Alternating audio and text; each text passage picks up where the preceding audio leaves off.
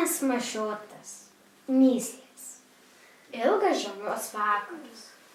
Vaikai savo darbelius atidirbę, sėdi prie krosnies ir tarėsi, ką dar šį vakarą darysi.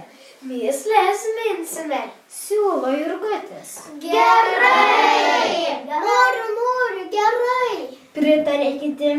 Vienas užmina myslę, kitas užmina vis senas, girdėtas.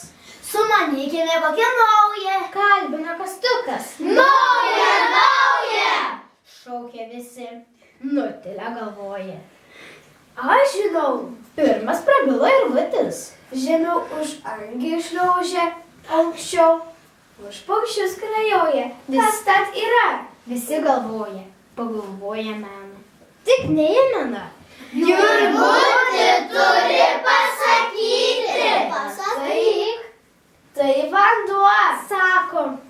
Kai upė plaukia, tai žemiau už angį šliaužia. Kai debesim eina, tai aukščiau už paukščius skrajoja. Jaunukas norėjo ko klausti ar prieštarauti, bet Kastukas naują myslę užminė. Sušalęs kaip stiklas, šildomas pranyksta, kas tai per daiktas? Kamparas, spėjo jaunukas. Atrodo kaip stiklas, O sako, kaip kamparas pranyksta. neįminiai, Sako Kastukas. už kamparą giedresnis. Koks tas daiktas paprastai esti? Klausė Jurgutis. Skystas. Atsakė Kastukas. Tai vėl vanduo. Ėminė Jurgutis. O kada vanduo pranyksta? Paklausė jaunukas. Pranyksta, kai gažu virsta. O garas matyti, kai puodas verda, kai bala garuoja.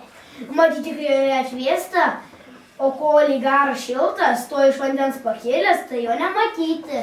Na, aš dar pažiūrėsiu, kai puodas virs. O dabar eikim miegoti.